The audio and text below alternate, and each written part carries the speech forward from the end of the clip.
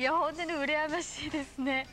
でも本当に非常にねバケーションを大切にする外国人たちなんですけど、日本の中の外国人ってどういうバケーションの過ごし方をしているのか、今週の日本インターナショナルの中で三宅さんをリポートしてくれるね。はい、見つけました。日本の中でもスイスアルプスの夏休みに勝るとも劣らぬですね、素晴らしい夏休み、ご覧ください。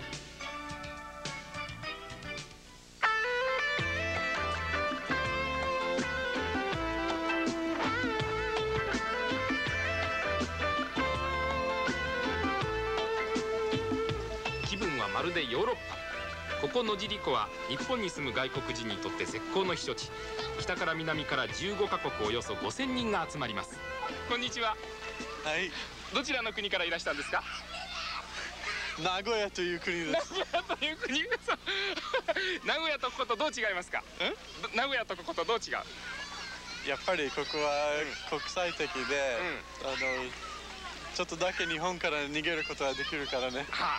休暇はここで取ることにしました。どれくらい滞在なさる？4 or 5 weeks。4 or 5 weeks。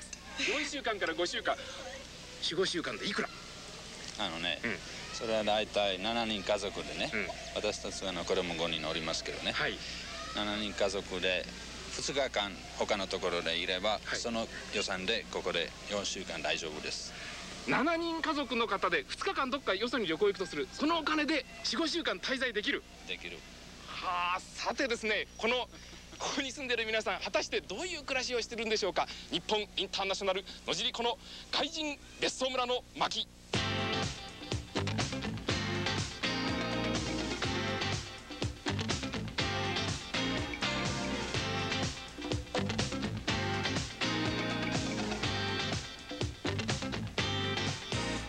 別荘村に入ってまず驚いたのが建物の古さ。9万5000坪の土地に300個の素朴な造りの山小屋が点々と並んでいます。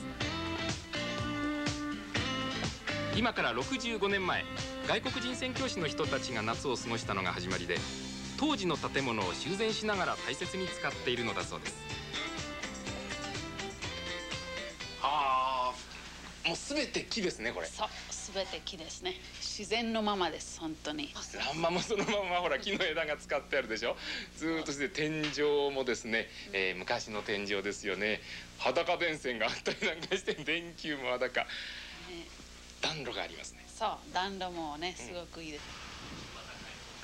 古いものを大切に新しいものは買わない、そういう哲学が徹底していて、電話をつけた家300軒のうち3軒、テレビのあるのは2軒だけです。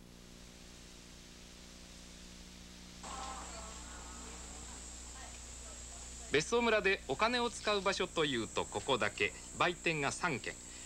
品数は意外に豊富でした。八百屋さんには外国の珍しい野菜が並んでいました。でも値段は東京の3分の1ぐらいという安さ。中でも大変な人気を呼んでいるものがあるんです。これルバーブって言うんですって。It's very delicious. とっても美味しいって。How do you cook? How do you eat? どうやって食べるの？ We have to ask this. これどうやって食べるんですか？これ見たことない。ジャム。これジャムになるの？パイ。For pie。パイ、美味しい。パイに入れるんだ。ルバーパイ、yes, it's very nice. 大丈夫？知りませんでした。ルバーブ、欧米の人にはおなじみのものなんだそうです。ノルウェーのトリンさんのお宅ではルバーブであったかくて甘いスープを作っていました。何週間も続く夏休みの間、こうやって子供たちに手伝いをさせるのもしつけの一つだということでした。今日のお昼はルバーブのスープと黒パンにジャム、すべて手作りで6人分が450円。食事も意外に安上がりです。長い夏休みをお金をかけず楽しく過ごすために、別荘村では人と人との交わりが大切にされていました。子どもたちのために自然を観察する会やスポーツの集いなどグループ活動がいっぱい。テレビやコンピューターゲームがなくっても退屈知らずです。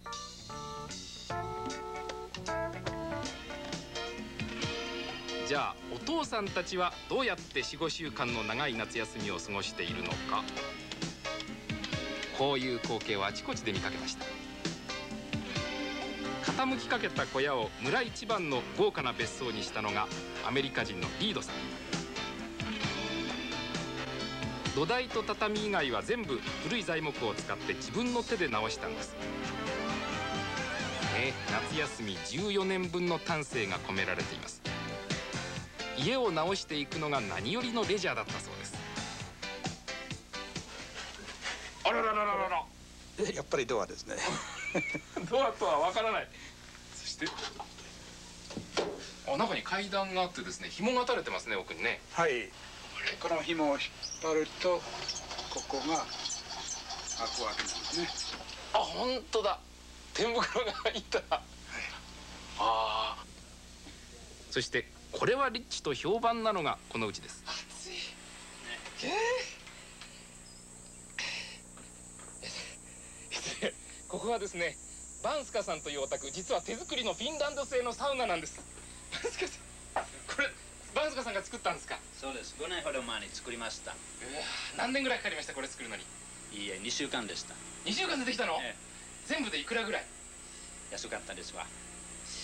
15万ぐらいでしたかね。15万でこれ全部できたんですか？そうです。バーナーも入れて？そうです。本当。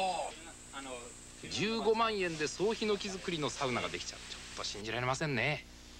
小さなお金でなんか自分で作ったものをして、そしてそれを楽しめることが一番いいじゃないかなと思います。見事な対岸の花火、もちろんこれも無料です。別荘暮らしというと私たち日本人はとてつもなく豪華なものを思い浮かべますけれども、この別荘村の生活はとても質素なものでした。家族揃っての手作りと工夫いっぱいの夏休み、レジャーの原点を教わる思いがしました。いやー、でも日本の中でこういうところあるってびっくりしたんですね。本当になんか日本の中の外国って感じしましたね。そしてもう一つ感心したっていうのは、やっぱり外国人の人たちっていうのは自分の休暇の過ごし方までしっかりと考え方を固まってるっていうような感じですね。許せない部分とか、そしてこうやって過ごすとか、そういうちゃんと決まってるっていうようなところがすごくなんか感心しました。お金を使うだけではなくて頭を使っても休みは楽しくなるっていうことなんだと思いますけれども、正直言いますとね、もう少し休みが長ければね、頭も使うんだかなという。普通の日本のサラリーマンで3、4週間じゃちょっとね無理ですね。さあ次の話題に行こうと思います。次はですね、シルクロードのお話なんですけれども、ちょっとこの地図を見てください。茶色く